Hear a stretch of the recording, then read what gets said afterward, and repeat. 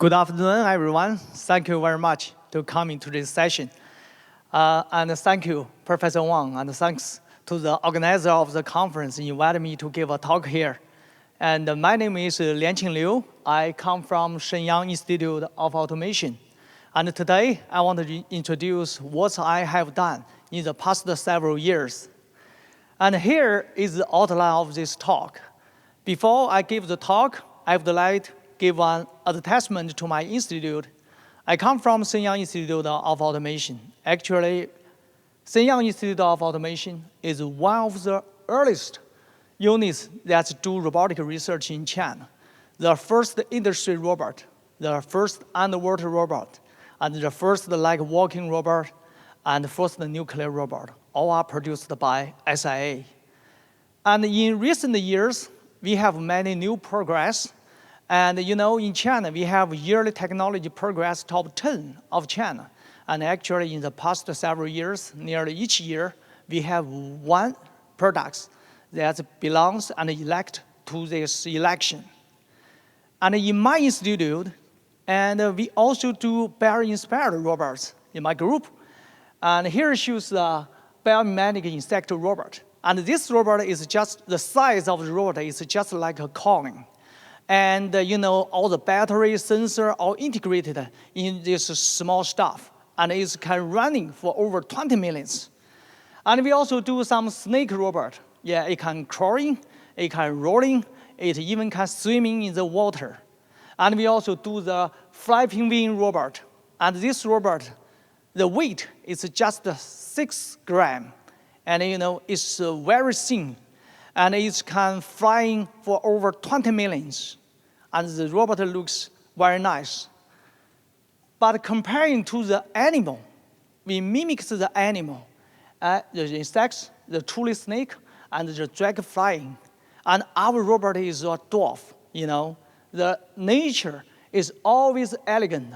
So nature can be often imitated, but never be surpassed. So what is the reason why our robot will try our best to mimic the nature stuffs, but it looks just like a dwarf? I believe the problem is that we study robot with nature in different way. We studied the robot in a top-down method.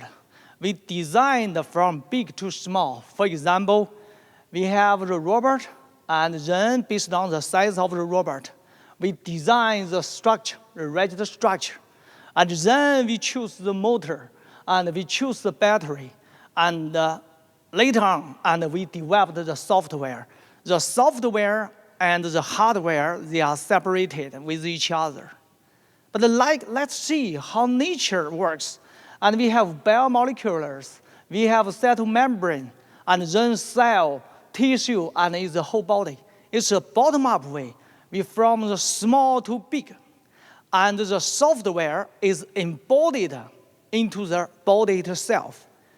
The software and hardware, they combine together, they fuse together. You cannot just have the body, then we have the brain, we think something. That's impossible. So that is a different way. So what we want to do is not the biomimetics. Biomimetics is still like from big to small. It's a top-down way. And can we do a different way? The different way is that, and we combine the electromechanical system with the living cells together. And and in molecular level or in cellular level, in this way, and we may make a robot. It can grow since there are living materials in the body. And sensing, actuation, and intelligence are the 3 fundamental parts of a robot. But currently, all these elements are the electromechanical systems. And what we want to do is change the 3 parts to the biosensing, biointelligence, and bioactuation. That's what I want to do. And I will introduce one by one what I have done for the sensing, actuation, and intelligence. And the first thing is sensing with augmented living cells. Let's see how nature works well. For example, I give one example. It's about infrared sensing. If we want to do infrared sensing, we know we must have the sensors, right? The sensor is a semiconductor, complex semiconductor process, and we get the materials. And then we based on the Planck's law, and one photon comes in and exciting one electron, and then generates the ion current, and then we can sense the infrared signal. Well, it's it needs cooling the temperature. It needs very low temperature. And even though, I think the resolution is just, I think 0.01 kilo. And the size is very huge, right? And even you have a cooling system. The cooling system itself is very huge.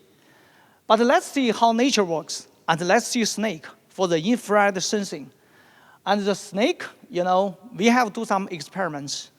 And even you blind the snake's eye, the snake can directly catch the mouse and get the food.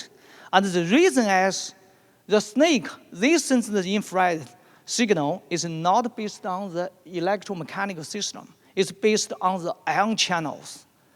And here is a secret. And here, I think, just behind the nose, there is a sensor. It's a biosensor. It's just, I think, 1 millimeter. And its resolution is very high. Even in the normal temperature, you not need a cooling system.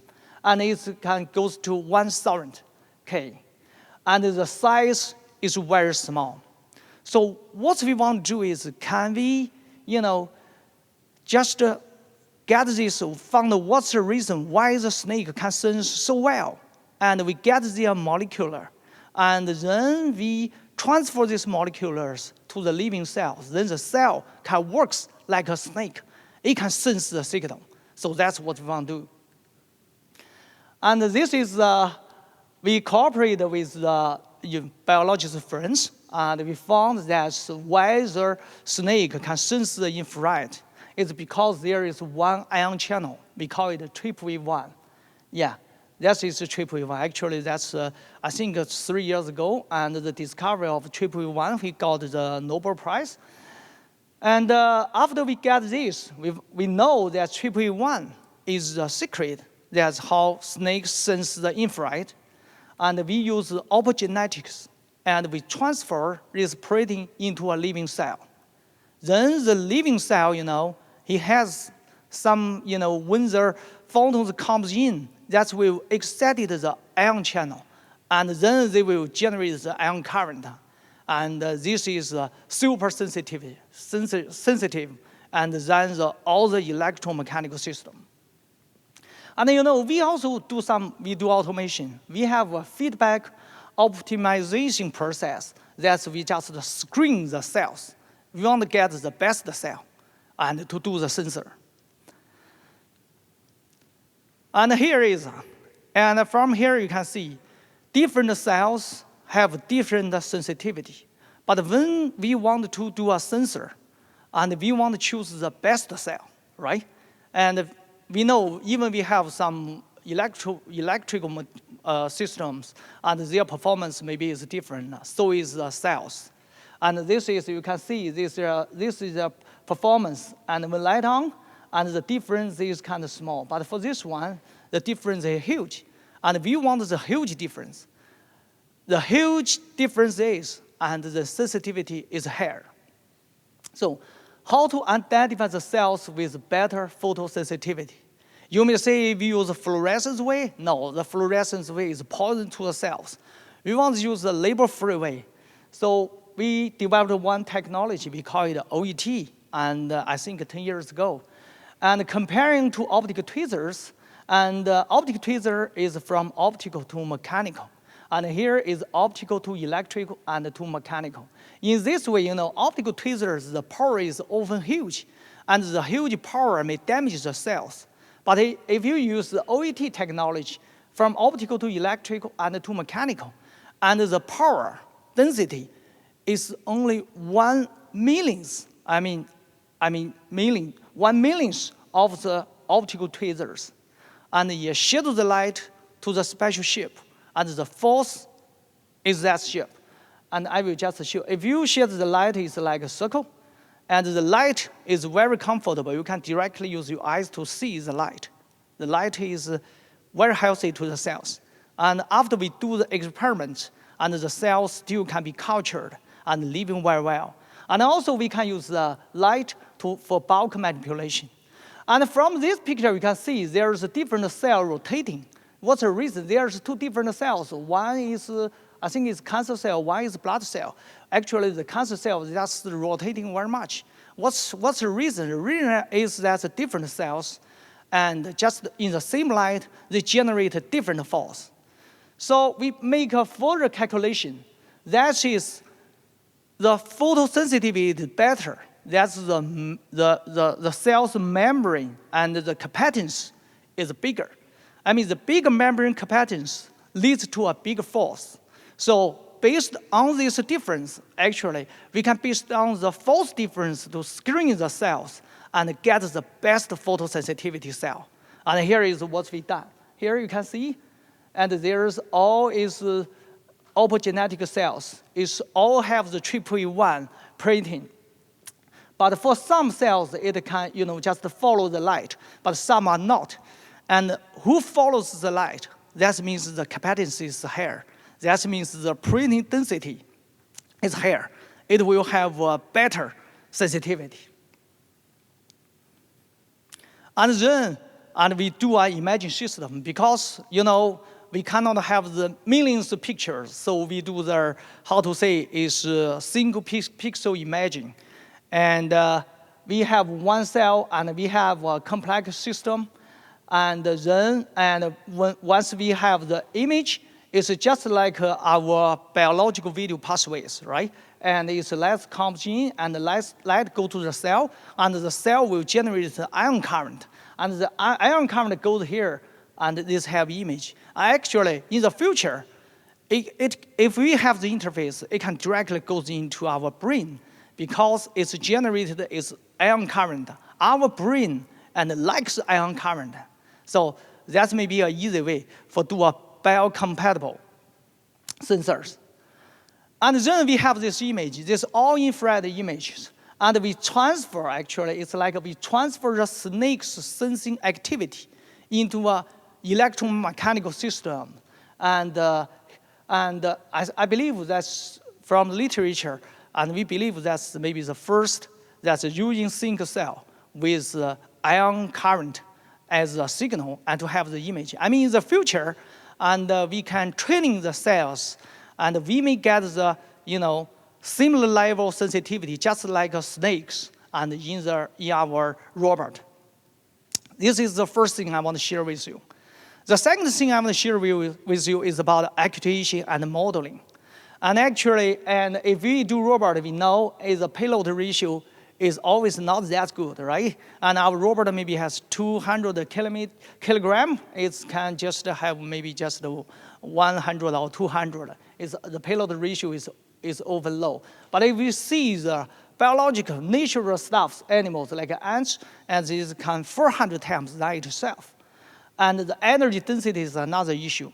And currently, if we use the battery, the energy density is over low. But if we for the biological animal is very high. So what we want to do is we want to use the cells from the animals to do the actuation and for robot. When we want to do actuation, we should modeling the cells. Because only we have the model, we can use it to practical applications. And we studied the structure of the cells. And actually, they include two parts. And one is a skeleton, and one is a sarcomere. And a lot of people do a lot of modeling to the cells. Most of them just use the tensegrity model. But when you use the tensegrity model, and it's very good, but the problem is lack of power. Actually, the cell itself can generate power, and we need to add power to this system. I think that is very important. And actually, we do things, we do the modeling with some physical mapping relationship, like the microfilament, and it's to a spring with a higher constant. And we also have the microtubular, and with the lower lower constant, spring constant. And we also have a damper. And this damper will change its damper varieties. It's different. And then this is ceramier. Ceramier is similar. And this is, you also have a close relationship with physical modeling. That's an easy way. And then we combine these two models together, and we get this function. Yeah, it's an easy function. That means we have the input, and we have this characters calibration, and then we can get the cell output, the displacement, the force, and how to get so many parameters. And the first thing we do one thing is using a vibration method. Vibration method is, here is the vibrating source, and here is the cell. And when you vibrate the cell is like a water ball, right? The water ball, the stiffness is different, and the mechanical structure is different, and we have a sensor and on the top of the cell. So the amplitude, the transfer amplitude, and the phase difference will be different. Once we marry the amplitude ratio and the phase difference, we also get the Young's modulus of the cells, and we can get these models. Yeah, we can calibrate these models. But there is one critical challenge, is how to get the displacement of a ceramier. And because it works very smaller, because our sensor can directly sense the changement in the vertical direction, but how to sense the changes in the lateral direction. And that's very important to us. Let's see how actually the film already solved this problem. How they solve this problem? They have some markers and on the people's body, right? And then we have the camera based on the markers, and then we can generate some grade in the cartoon. Where we all know this. But for the micro world, I mean, it's huge. It's a meter scale. It's works slow. It's 3D. But for us, for the movement, for the cell movement, ceramier is a nanoscale. It's quick, and it's also 3D. So we developed one method that we have the nanoparticles, and just similar like the human motion makers. Here, just change the cells. And we have some small nanoparticles on the cell surface. And based on the diffraction circle, and when the cell movement, it will generate movement to the particles. The particles movement can be sensed through the diffraction circles. Yeah, here is the idea. And currently, we can use the particle less than 1 micrometer, and our goal is 500 nanometers. And currently, we can measurement the resolution is about 20 nanometer, but our future goal maybe is 5 or less 5 nanometer. And based on this method, actually, we can precisely measure the movement of the cells in 3D space. Right here is how this movement. And then after we measuring the displacement, and we calibrate the last parameter, and so we can predict the movement of the cells. And once we can predict the cells movement, we can make a tissue scale. And here is what we are doing. After we have the tissue scale, actually we do different biosyncretic actuators, and all these moving stuffs is based on the living cells. It's not just the electromechanical system. And if we have an extra electric field, actually we can control the movement, the direction of the cells. Okay, the last part I want to share about intelligence. And the intelligence now is very hot, right? I also want to use this picture.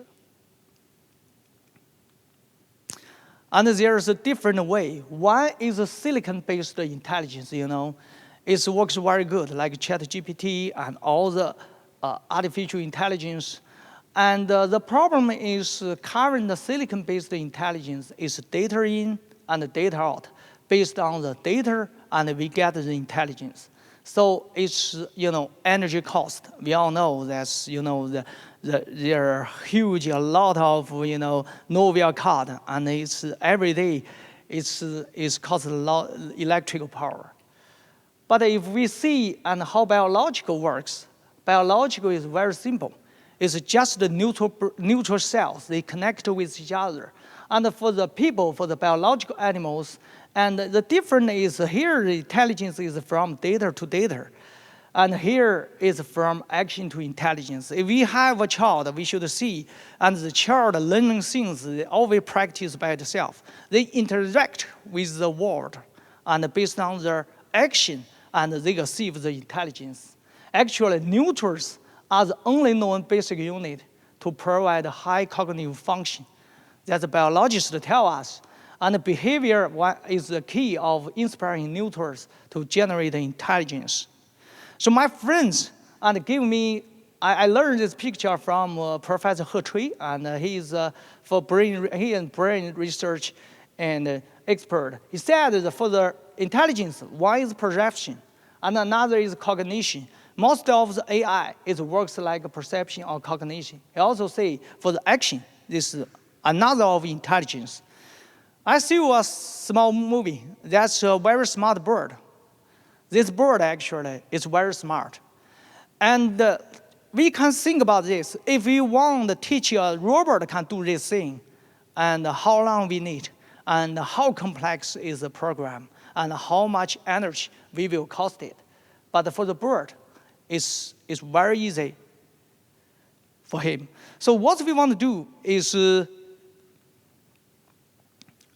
we want to use half is the silicon-based intelligence and half is the bio-inspired intelligence. And for the bio, we may call it carbon-based intelligence, is their advantage is learning and cognition. And for the silicon-based intelligence, their advantage is computation and storage. So we biosyncretic them together. Generally, our idea is we want to have bio brain. This bio brain maybe is composed from the neutral cells. You can use stem cells to to bring it up and like organoid. You can use the 3D printing and to print the neutral cells and connect them each other. And when we have the silicon computing and we have robot motion, and we will code. Once we get the image, we will code this motion feedback to the bio brain, and we will functional or remoting the brain. And in this way, we want this brain works well. And what we have done is use the first way is we have make the 3D printing, and we can printing the neutral cells. The neutral cells, I think now is a centimeter, and we also studied the neutral special collecting bio ink and lays the foundation for construction of complex neutral networks. And one easy way is, why not stem cells? We cooperate with a biologist, and we construct in vitro 3D models of human brain. And you can see, it's like a secret, We can bring up the brain over 500 days. Over 500 days. I think that's pretty a long time. Right?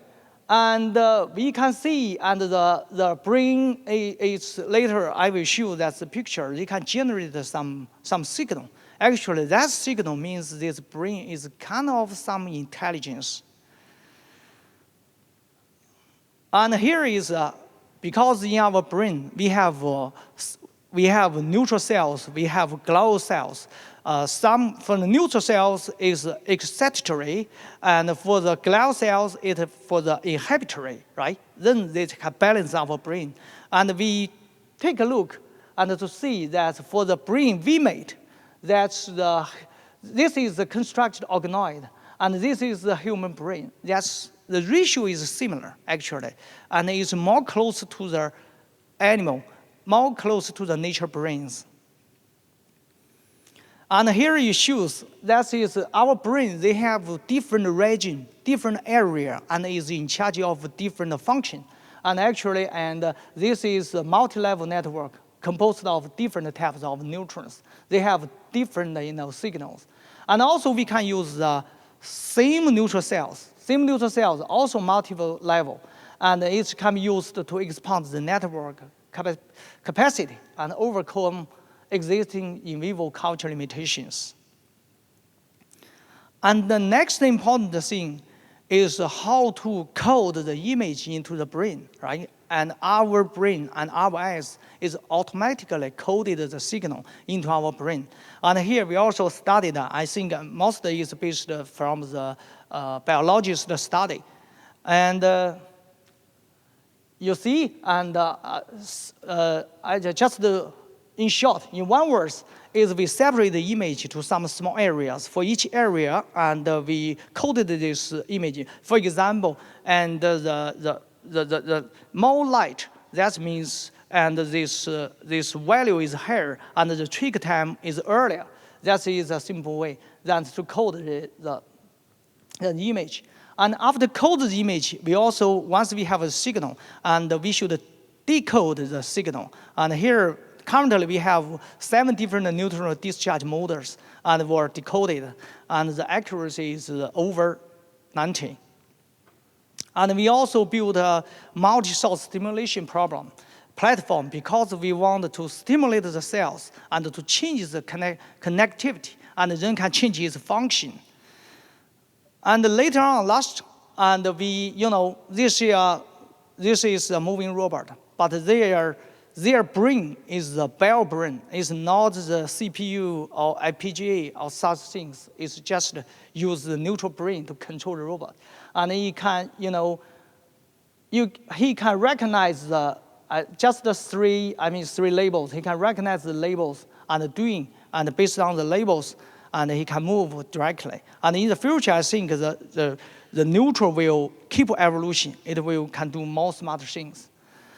And the summary is that for robot, sensing, intelligent actuation is the 3 fundamental elements. And what we want to do, change it. Now currently we do them one by one. In the future, we want to integrate them together. We will do one robot with a living cell for sensing, living cell for actuation, and a living cell for intelligence. I think that's maybe a new platform for artificial intelligence research. So that's what I want to share with you. Thank you very much for coming to this session. Thank you.